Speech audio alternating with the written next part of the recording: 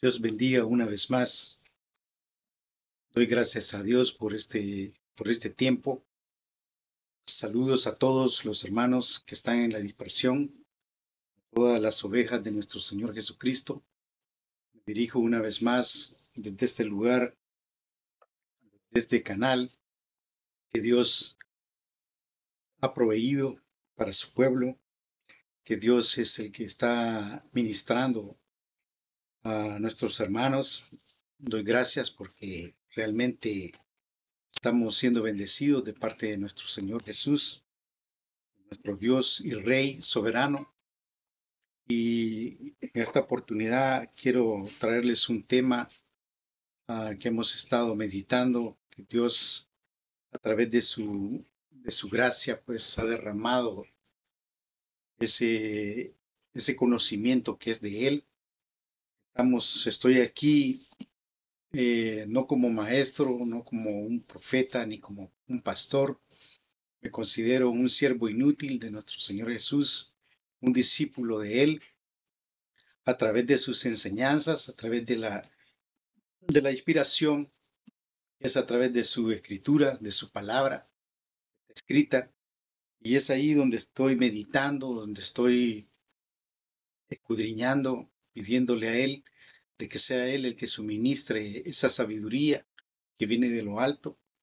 El Evangelio del reino de los cielos no pertenece a los hombres, el Evangelio de Él es de Él, y Él dijo en Mateo 24, dijo que y se predicará este Evangelio, el de Él, el del reino de los cielos, no el Evangelio que hoy están predicando algunos en las sinagogas o en iglesias que se llaman iglesias.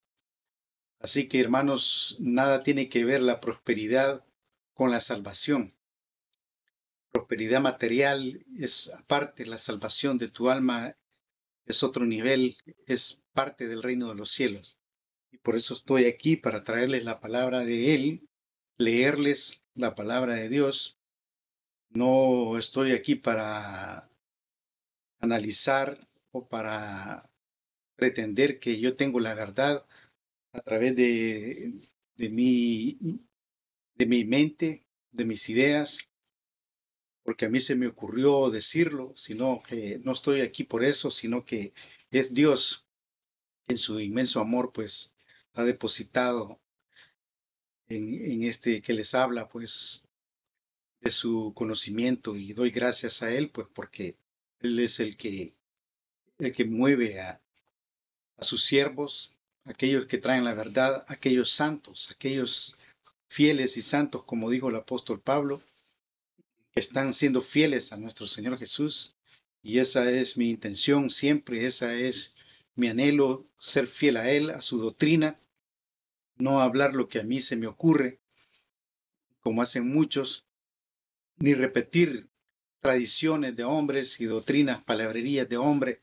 No estoy aquí para eso, no me ha mandado Dios, no me ha inspirado a seguir el protocolo o la agenda de lo que es el sistema religioso, sino que sellados en la verdad, está siendo sujeto a la palabra de Él, tal y como está escrita. Así que, hermanos, los saludo cariñosamente y deseo que la paz y la gracia de nuestro Señor Jesús esté con todos ustedes. Hoy en esta oportunidad quiero leerles un tema muy, muy especial que Él nos ha regalado a través de su inspiración. Repito, saludar a todos los hermanos que nos están siguiendo pues en esta plataforma del YouTube, y decirles pues de que estamos orando por cada uno de los que están ahí pendientes, por los mensajes que Dios está proporcionando. Tal vez no seamos los grandes expertos en la escritura, no somos doctores en la teología, no tenemos ningún título ni hemos asistido a ninguna escuela teológica o dominical, no tenemos maestro. Nos hemos sujetado únicamente al único maestro, al que inspira a través de su Espíritu Santo, que es nuestro Señor Jesús. Y estamos orgullosos de eso. Si algunos Para algunos tal vez no somos instruidos, no tenemos ese conocimiento teológico, hermenéutico, de poder hacer exégesis, no sé ni qué es eso, pero tratamos la manera de hablar como está escrito y que sean ustedes los que Dios, a los que Dios pues les dé ese entendimiento a través de leer la palabra de Dios. Ese es el objetivo de nosotros, de mi parte, pues, que sean prosperados en conocimiento, en sabiduría a través de la gracia de nuestro Señor Jesús, para que puedan vivir y andar conforme a sus estatutos, conforme sus mandamientos, conforme a cada uno ha sido llamado a que permanezca en una humildad, en una santidad, en una devoción, porque el reino de los cielos, el Evangelio verdadero es diferente de lo que algunos pastores están predicando de otro evangelio, como dijo Pablo, que si bien les presentan a otro Jesús, bien que lo toleran.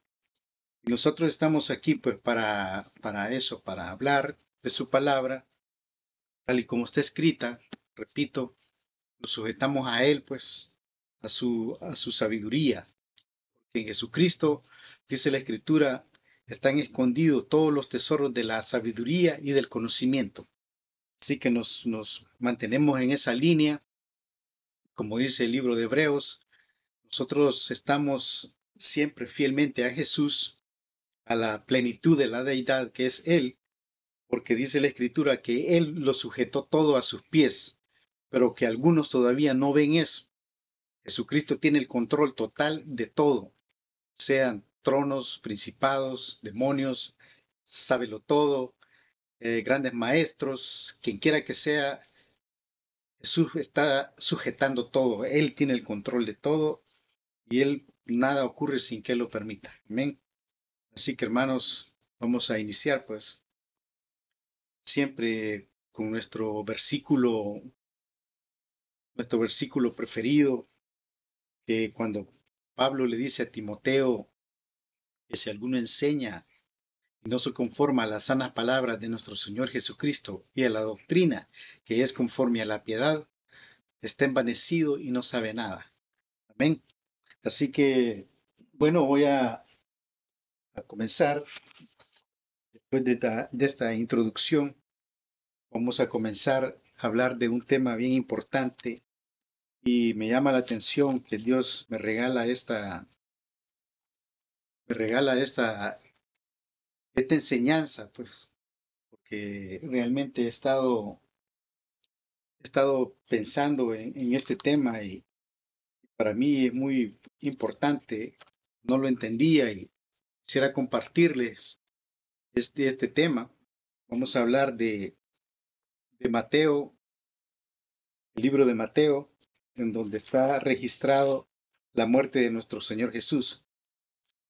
Amén. Está registrada en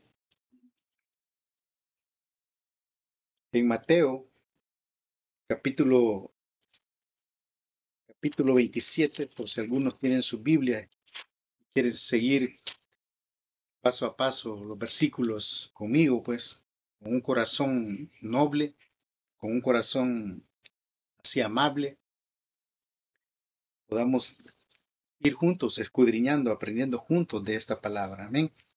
Está, está este tema en Mateo 27, donde está la crucifixión y muerte de Jesús. Comienza en el versículo 32. Amén. Voy a tomar un poquito de agüita.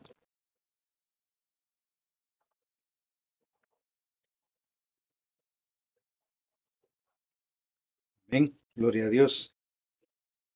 Vamos a hablar del tema del velo. El tema que tenemos es qué pasó con ese misterio que dice la Escritura que el velo se rompió, se rasgó por mitad, de arriba hacia abajo. Entonces vamos a leer la palabra de Dios como debe de ser, como cristianos, como seguidores de Jesús, como católico, como quiera que tú te sientas de seguidor de la palabra de Él, si tú lees la Biblia, tienes que saber pues que estás siguiendo a un Dios eterno, a un Dios que hizo el cielo, la tierra, el mar y las fuentes de las aguas. El Dios que lo llena todo, repito, a ese mismo seguimos nosotros, al único Dios verdadero. Amén. Entonces vamos a hablar de Él, vamos a hablar de ese Dios que vino manifestado en carne, como dice Timoteo también, Dios fue manifestado en carne. Amén. Entonces voy a empezar a leerles para no estar muy despacio, voy a leerles, ir rápidamente al tema. El tema, posiblemente le vamos a poner el tema, el misterio del velo, algo así. Amén. Pero que sea Dios pues dándonos ese entendimiento. Voy a comenzar en el nombre de Jesús a leerles después de que hemos meditado, después de que he estado pidiéndole a Él pues que me dé su entendimiento, su palabra, su sabiduría a través de la Escritura. Entonces voy a leerles en el versículo 32 hasta que lleguemos a la muerte y crucifixión de nuestro Señor Jesús. Dice la Escritura, cuando salían, hallaron a un hombre de Cirene que se llamaba Simón. Este obligaron a que llevase la cruz, y cuando llegaron a un lugar llamado Gólgota, que significa lugar de la calavera, le dieron a beber vinagre, dice, mezclado con hiel, pero después de haberlo probado, no quiso comer. Cuando le hubieron crucificado, repartieron entre sí sus vestidos, y echando suerte para que se cumpliese lo dicho por el profeta, partieron entre sí mis vestidos y sobre mi ropa echaron suerte. Esto está en Salmos 22:18. Y sentados, y dice, y sentados le guardaban ahí, y pusieron sobre su cabeza su causa escrita: Este es Jesús, el Rey de los judíos. Entonces crucificaron con él a dos ladrones, uno a la derecha y otro a la izquierda, y los que pasaban le injuriaban meneando la cabeza. Amén. Voy a subrayar este versículo donde dice, y los que pasaban, dice, está en el versículo 39, dice la Escritura, que después de que crucificaron a dos ladrones más, dice, y los que pasaban le injuriaban, dice, meneando la cabeza y diciendo, tú derribas el templo en 3 días, lo reedificas, sálvate a ti mismo. O sea que lo que él había dicho, los que pasaban allí habían andado detrás de Jesús, siguiéndolo. Sabían de lo que estaba la causa, por qué lo habían crucificado. Y lo ultrajaban y todo, dice la Escritura. Bueno, versículo 44, voy a saltarme. Lo mismo le injuriaban también los ladrones que estaban crucificados con él, y desde la hora sexta hubo tinieblas sobre toda la tierra hasta la hora novena. Amén. Entonces, estamos viendo los detalles de esta palabra, de esta escritura que dice que hubo tinieblas en toda la tierra, o sea que no fue solo en Jerusalén. A la hora sexta hubo tinieblas sobre toda la tierra hasta la hora novena. En todo el planeta Tierra se oscureció. No solo fue en ese pueblito donde estaba llevándose a cabo esta crucifixión de Jesús. Cerca de la hora novena, Jesús clamó a gran voz diciendo, Elí, Elí, lama sabactaní. Esto es, Dios mío, ¿por qué me has desamparado? Él estaba citando también el Salmo 22:1. Todo lo que Jesús hizo, la muerte y todo, estaba profetizado. Y las palabras que él, todo lo que dijo cuando murió, estaba profetizado, estaba hablado en los salmos, en los profetas, dice, en toda la ley. Por eso Jesús les abrió el entendimiento, dice, a los discípulos y ellos comprendieron toda la escritura. Amén. Entonces, otro dato bien importante que está en el versículo 39, que dice que Jesús, que dice que los que pasaban le injuriaban meneando la cabeza. Entonces, Jesús y los que estaban crucificados en ese tiempo, los romanos hicieron esas crucifixiones, esas muertes, como torturas, pero era como un ejemplo para que los que pasaban por el camino se dieran cuenta, pudieran ver que si no se portaban de la forma correcta, también podían ser colgados. Entonces era una demostración del poderío del imperio romano, de cómo ellos mantenían el control, según ellos, de lo que era el ladronismo, de lo que era todo tipo de delitos en ese tiempo. Entonces, no fue que Jesús murió en una montaña, que lo fueron yo me imaginaba antes que había sido en una montaña ahí, como dicen algunos, que estaban allá en el lugar de la calavera y muestran que es una como roca, como montaña que está ahí. He visto varios videos que están hablando de eso, pero la escritura dice que estaban en el camino, estaban cerca del camino y ahí estaban mirando las mujeres, la mamá de Jesús, Magdalena y otras hermanas que andaban con Jesús y toda la guardia de los soldados. Había un movimiento de soldados, de gente. La autoridad estaba ahí eh, rodeado ese lugar de soldados romanos y también había muchos que estaban mirando la ejecución y pasaban algunos ahí y le gritaban, dice la escritura. Así que ese dato yo no lo sabía y escudriñando pues me doy cuenta de que sí, que la cruz estaba cerca del camino donde pasaban y todos los que iban a un lugar, no sé, X. Amén. Entonces dice que se acercó la hora sexta y hubo tinieblas en toda la tierra. Entonces, cerca de la hora novena, Jesús clamó a gran voz diciendo, Elí, Elí, lama sabactani. Esto quiere decir, Dios mío, me has desamparado. Pero él dijo todo esto, repito, porque tenía que cumplir conforme estaba escrito. La palabra tenía que decirla. Amén. Dice, algunos de los que estaban allí decían al oírlo, a Elías llama este. Al instante, dice, corrieron uno de ellos, tomó una esponja y la empapó de vinagre y poniéndola en su caña le dio de beber. Pero los otros decían, deja, veamos si viene Elías a liberarle. Mas Jesús, habiendo otra vez clamado a gran voz, entregó el Espíritu. Y he ahí, aquí está lo importante que quiero que aprendamos hoy. Dice, he ahí el velo. Quiero que nos concentremos en este versículo. He ahí, dice, el velo del templo se rasgó en dos, de arriba abajo, y la tierra tembló y las rocas se partieron. Versículo siguiente dice, y se abrieron los sepulcros y muchos cuerpos de santos que habían dormido se levantaron y salieron de los sepulcros después de la resurrección de él, de Jesús. Vinieron a la santa ciudad y aparecieron a muchos. Amén.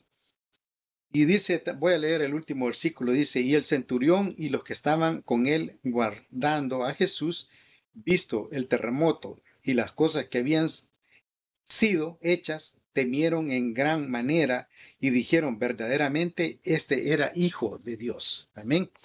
Entonces estamos viendo, hermanos, de que dice la escritura de que cuando Jesús muere, entrega su espíritu, como está escrito, dice que inmediatamente dice que cuando él, en el momento exacto, dice Jesús, habiendo otra vez clamado a gran voz, entregó el espíritu. Y he aquí lo que sucedió, el velo del templo se rasgó en dos de arriba abajo, y la tierra tembló y las rocas se partieron. el velo se rasgó. Entonces, ¿qué significa? ¿Qué quiere decir esta escritura? ¿Por qué el velo se rasgó exactamente cuando Jesús muere? Estamos hablando del velo del templo, de cuando en el tiempo de Moisés hicieron un tabernáculo de reunión y en ese tabernáculo ponían también un velo. Entonces, pero según un historiador que se llamaba Fabio Fabio Josefo, algo así, Fabio Josefo dice él de que pusieron una vez a prueba ese velo y dice que pusieron un caballo para jalarlo de un extremo y otro caballo de otro extremo y dice que estiraron el velo, lo estiraron quizás para colgarlo porque era pesado, no era un velo común y corriente como yo pensaba.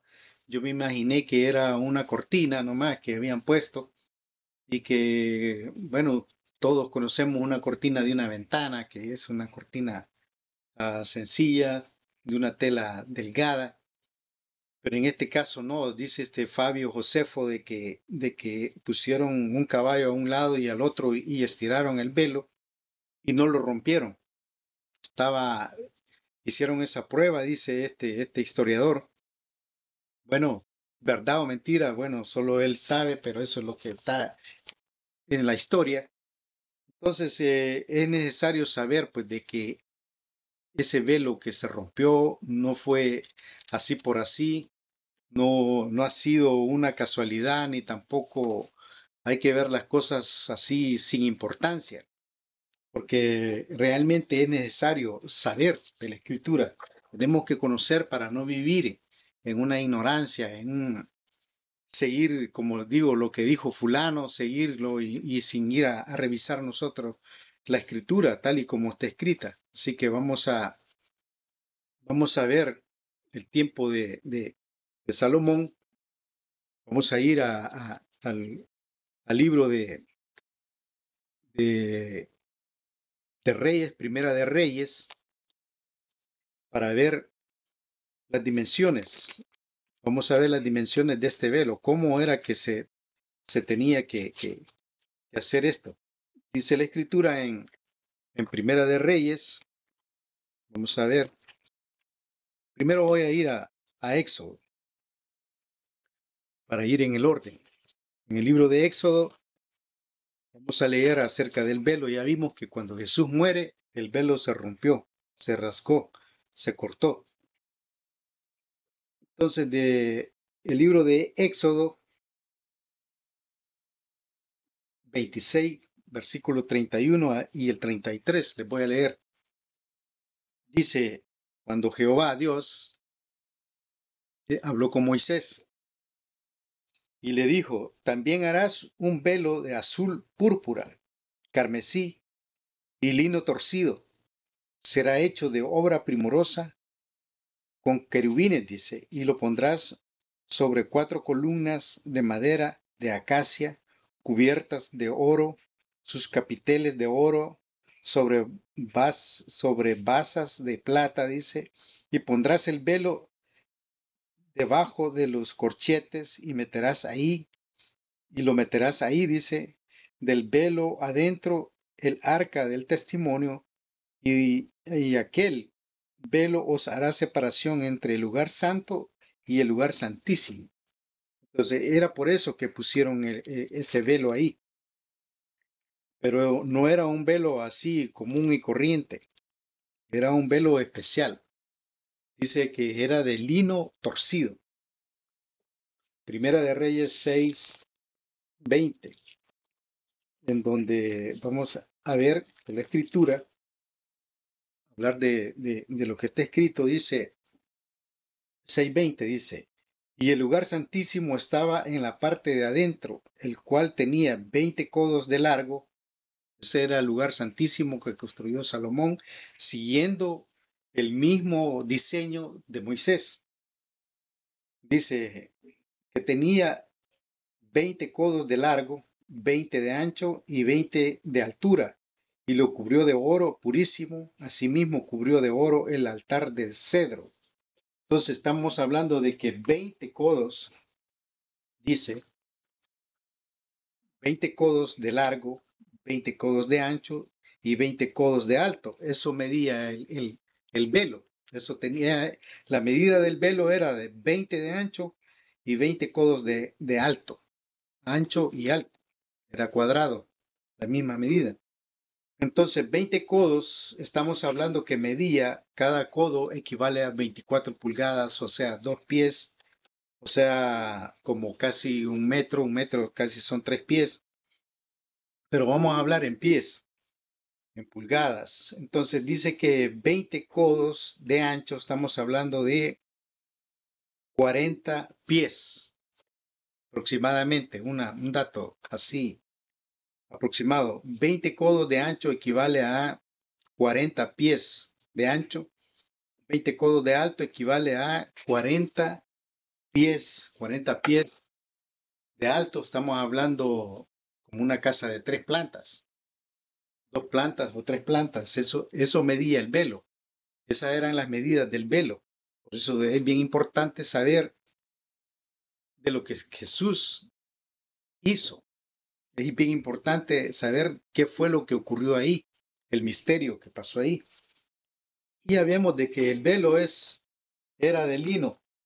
Dice lo que he podido lograr recopilar, de que lo hicieron de azul púrpura, de carmesí y de lino torcido. Dice, lino torcido, hoy en este tiempo, dice que no absorbe nada, es impermeable. Dice que el lino no absorbe el agua y con el tiempo el tejido lo encapsula y puede haber sido como un tejido de acero inoxidable, resistente a los elementos como la intemperie, como el sol, lluvia, frío, caliente, la sal, la arena, a todos los elementos que existen en la intemperie. Este velo era prueba de los elementos, era prueba de eso. Entonces, y Salomón dice la escritura que cubrió todo ese lugar santísimo con oro, oro puro. Lo chapeó de oro, las paredes y el piso. Amén. Entonces, para colgar este velo de 40 pies de alto y 40 de ancho, tenemos que necesitar, no sé, en este tiempo un scaffold, como le dicen, un andamio, escaleras. No estamos hablando de que lo puso solo una persona, pudieron haber sido unos 6 o 10 personas o más, tal vez, quizás una cuadrilla o compañía, no sé, pero que no era así por así, pues que estaba ese velo ahí puesto. Era un velo grande y fuerte, resistente, de lino fino, lino torcido, dice la escritura. Entonces, vamos a ver ahora esa información, ya estamos viendo ahí. Ahora, ¿qué sucedió según la escritura? ¿Por qué se rasgó ese velo? ¿Por qué se rompió el velo? Vamos a ver, vamos a ver que la palabra rasgó, esa palabra aparece 22 veces en la escritura, en la Biblia, y voy a poner 3 ejemplos para no ser muy extenso. Vamos a ver a Génesis 37, 29. Vamos a dar testimonio de lo que es rasgarse los vestidos. Está esta palabra en Génesis 37, 29, como primer ejemplo, testimonio de lo que le pasó a un joven que se llamaba Rubén. Génesis 37, vamos a buscarlo. Génesis 37, dice la escritura en el versículo 29, dice, amén, dice, después Rubén volvió a la cisterna y no halló a José adentro, y rasgó los vestidos. O sea que Rubén, cuando metieron a José a una cisterna, dice la historia que lo metieron ahí y luego lo vendieron a unos que iban ahí pasando por el camino, eran amalecitas o no sé. Voy a leer, voy a ver, dice la escritura, dice, cuando Rubén oyó esto, dice, lo libró de sus manos y dijo, no lo matemos. Y les dijo Rubén, no derramemos sangre, echémoslo a esta cisterna que está en el desierto y no pongáis mano en él, dice, por librarlo así de sus manos para hacerlo volver a su padre, dice. Y sucedió pues que cuando llegó José a sus hermanos, ellos quitaron a José su túnica, dice, de colores, y lo tomaron y lo echaron en la cisterna. Pero la cisterna estaba vacía, no tenía agua, dice, y se sentaron a comer pan y cuando miraron, dice que venían una compañía de ismaelitas que venían de Galad y sus camellos y tenían aroma, bálsamo y mirra. Y dice entonces, dijo Judá, dijo a sus hermanos, ¿qué provecho hay que matemos a nuestro hermano y encubramos su muerte? Mejor vendámoslo. Y se lo vendieron a esos ismaelitas.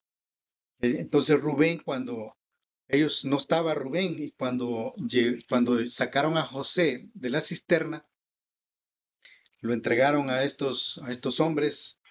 Rubén no estaba ahí. Cuando él llegó, se da cuenta recién de que su hermano no está en la cisterna. Entonces, y es ahí, en ese momento, dice el versículo 29, después Rubén volvió a la cisterna y no halló a José adentro y rasgó sus vestidos. O sea que la impresión que llevó Rubén cuando miró que no estaba su hermano, rasgó sus vestidos, se rompió su ropa, sintió algo en su corazón, sintió algo, le pasó a Rubén. ¿Qué sintió Rubén cuando no estaba José ahí, donde él lo había dejado? Entonces vemos de que rasgarse los vestidos produce a consecuencia de un sentir. Es algo que la persona está experimentando y rompe sus vestidos. No sé, puede ser una cólera, puede ser algo que le está sucediendo, es una reacción a la situación. Eso es lo que estoy viendo en lo que le sucedió a Rubén. Vamos a ver ahora el libro de segunda de Samuel,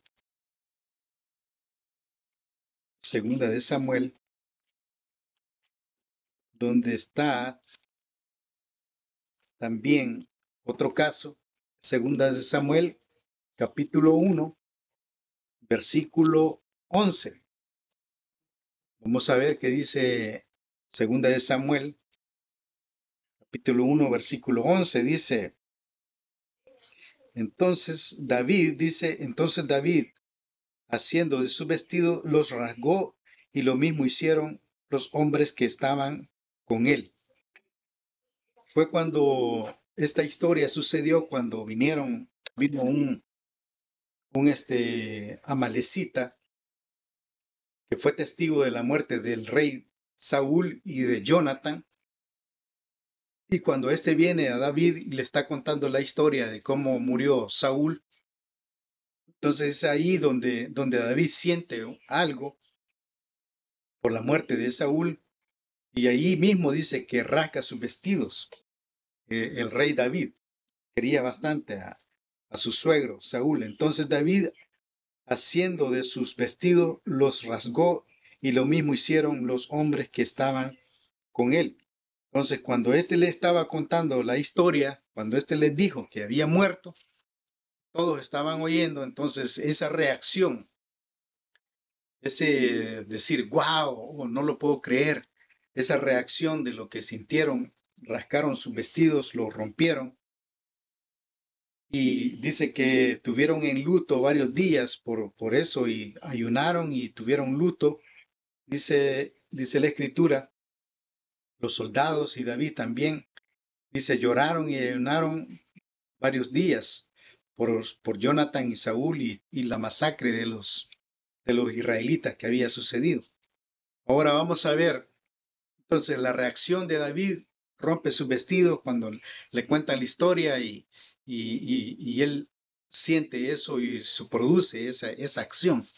Ahora vamos a ver a Mateo 26. Mateo 26, en donde está también registrado esto que le pasó a un sumo sacerdote. Mateo 26, 65. Veamos qué dice. Dice Mateo 26, 65. Dice, veamos cómo dice. Entonces el sumo sacerdote rasgó sus vestiduras, diciendo, ha blasfemado. ¿Qué más necesidad tenemos de testigos? He aquí, ahora mismo habéis oído su blasfemia. Porque cuando están ahí, él lo está entrevistando, el gran sumo sacerdote Caifás. Voy a leer desde más arriba.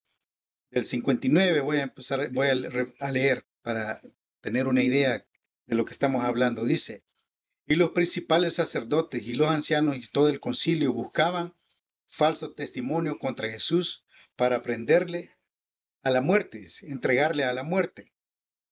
Y no lo hallaron, dice, aunque muchos testigos falsos se presentaban, pero al fin vinieron 2 testigos falsos y dijeron, este dijo, puedo derribar el templo de Dios y en 3 días reedificarlo. Y levantándose el sumo sacerdote le dijo, no respondes nada. ¿Qué testificas estos contra ti? Mas Jesús callaba. Entonces el sumo sacerdote le dijo, te conjuro por el Dios viviente que nos digas si eres tú el Cristo, el Hijo de Dios. Jesús le dijo, tú lo has dicho. Y además os digo, le dijo Jesús, que desde ahora veréis al Hijo del Hombre sentado a la diestra del poder de Dios, viniendo en las nubes del cielo. Entonces, cuando Jesús le dice esa palabra a este sacerdote Caifás, entonces el sumo sacerdote rasgó sus vestidos diciendo, entonces la reacción de lo que Jesús le dijo lo encolarizó, lo puso bravo. Entonces el sentimiento de cólera hizo que se rompiera su camisa, su vestido. Entonces estamos viendo de que la reacción a la situación, a lo que se está percibiendo, la persona siente una reacción y hacían eso en ese tiempo, rasgaban sus vestidos. Ahora, en este tiempo, ¿cómo podríamos nosotros cuando alguien muere, cuando algo pasa, uno hace lamentación, uno se lamenta realmente de lo sucedido? Entonces, eso es lo que estaba pasando en ese momento de lo que a estas personas les pasa cuando tienen ese enfrentamiento a la situación. El rey David, cuando le cuentan que ha muerto Saúl, rasga sus vestidos. Rubén, cuando ve que no está José en la cisterna, rasga sus vestidos, siente una como angustia porque no está su hermano ahí, su hermano menor. Entonces lo ama mucho, es su sangre. Y cuando este sumo sacerdote escucha las palabras de la verdad de Jesús, se enoja y rompe sus vestidos. Entonces son reacciones también diferentes. Uno por sentimiento de algo que no lo puede uno expresar y actúa de esa forma. Entonces puede ser de cólera o puede ser de un sentimiento de está pasando la persona un dolor, algo que está sucediendo. Entonces, ¿qué pasó con el misterio del velo? Ya vimos que el velo no era tan simple para que se pudiera romper. Estaba muy bien elaborado, con lino torcido, y le echaron qué sé yo, sus selladores. Era un velo, una lona muy fuerte, resistente. No era un plástico. era una lona, por decirlo así, y que para ponerlo en ese lugar del templo se necesitaba varias personas para colgarlo. Pero ¿qué sucedió entonces? ¿Qué pasó? Entonces me gustaría que pensáramos, me gustaría que meditáramos acerca de esa verdad que está ahí escondida, que meditáramos qué fue lo que sucedió. Pues voy a repetirla. Cuando Jesús dice, cerca de la hora novena, Jesús clamó a gran voz diciendo, Elí, Elí, lama sabactaní. Esto es, Dios mío, ¿por qué me has desamparado? Algunos de los que estaban ahí decían, al oírlo, a Elías llama este. Y al instante corrieron uno de ellos tomó una esponja y la empapó de vinagre y poniéndola en su caña le dio de beber. Pero los otros decían, deja, veamos si viene Elías a librarle. Mas Jesús, habiendo otra vez clamado a gran voz, entregó su espíritu, y he aquí, el velo del templo se rasgó en dos, de arriba abajo, y la tierra tembló y las rocas se partieron. Eso fue lo que ocurrió. Se puso tinieblas, se puso oscuro, y cuando muere Jesús, el velo se rompe y las tumbas se abren, salen los muertos. Después de que Él resucita, dice que salen los muertos. Entonces, ¿qué es lo que tú puedes pensar? ¿Qué ocurrió en ese momento? ¿Qué fue lo que pasó? ¿Cuál fue cuando Jesús muere, la reacción, el sentimiento que Jesús tiene en ese momento? Aquella pudo haber sido una gran cólera que a él le dio en ese momento, porque produce la situación que tiembla, la tierra tiembla, las rocas se parten. Ese poder del Dios único, tienes que ver esos detalles. Resucita a los muertos. Suceden muchas cosas en ese momento.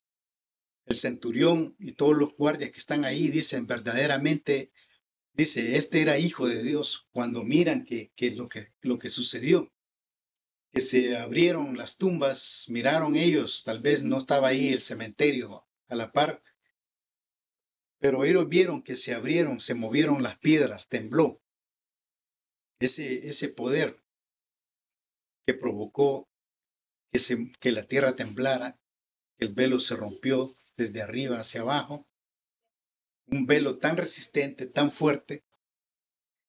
¿Cómo fue que se rompió? ¿Qué sucedió en ese momento? Para mí, hermanos, realmente la reacción del único Dios al ver a esa humanidad, al ver a esa gente que lo despreció, que lo rechazó, que no tuvo misericordia para él, no lo apreciaron, siendo él el Salvador, vino en esa condición de hombre y lo vieron como a nadie. Incluso en este tiempo hay mucha gente que no quiere proceder a aceptar esta verdad, a aceptar el Evangelio de Jesús, el único hombre a nivel mundial desde todos los tiempos. La historia comienza después de Cristo, antes de Cristo, es un punto de referencia. Jesucristo es un punto de referencia donde tenemos nosotros entendimiento, conocimiento. Sabemos de que hay un cielo y que sabemos cuando alguien muere se va para el cielo, decimos todos, creemos eso. Y también tenemos que saber que hay un infierno y que si no mueres creyendo en el Evangelio, en Jesús, vas a padecer también, puedes llegar a tener ese problema porque tu nombre no está escrito en el libro de la vida. Entonces, si fue una cólera que le dio a Jesús al ver esa gente que lo crucificó, o fue cuando se rompe el velo a través de ese gran amor que Él tiene para nosotros hoy en día, porque la reacción de que el velo se rompe para darnos paso a nosotros, para que entremos a través de nuestro propio entendimiento y venir a postrarnos delante de su presencia sin tener que esperar a un sacerdote que venga con un macho cabrío a degollarlo para expiar nuestros pecados. En ese momento que el velo se rompe, ya no hay necesidad de más sacrificios a través de los animales, sino que estamos nosotros hoy únicamente a través de su Espíritu Santo, a través de la administración de sus ángeles, que nosotros tenemos el derecho hoy de entrar a ese lugar santísimo. Ya no existe un velo, podemos adorarle a Él en la casa o la iglesia donde tú vas, o en cualquier lugar donde tú sientas el deseo de hablar con Él, lo puedes hacer.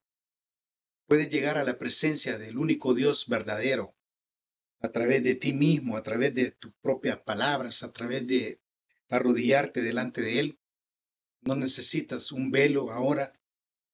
Tienes que quitarte el velo de tus ojos para poder recibir el Evangelio de Cristo.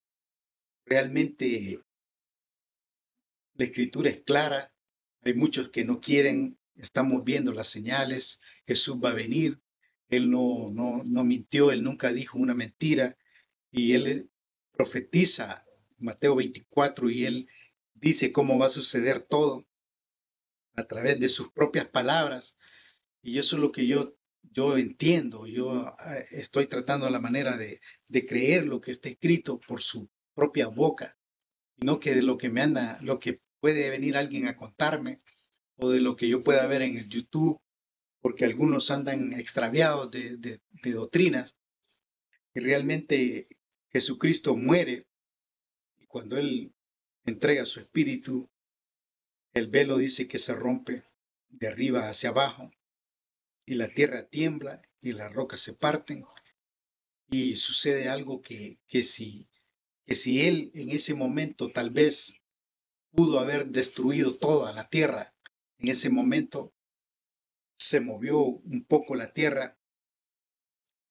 Entonces, el poder que Él tiene de destruir la tierra está escrito, así como dijo el apóstol Pedro, y los elementos se van a derretir y van a arder y toda obra que está de pie en la tierra va a ser derretida, va a ser quemada.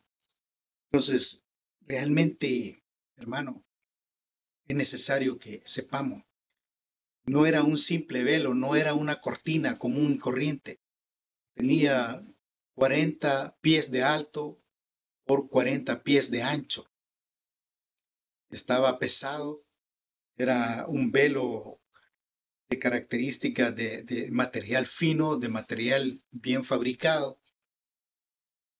Me imagino una idea podemos tener de una alfombra para que alguien rompa una alfombra de las que se usan ahí, en tu casa, donde sea, que pone una carpeta, una alfombra, tienes que romperla con una cuchilla, una navaja, algo que tenga filo.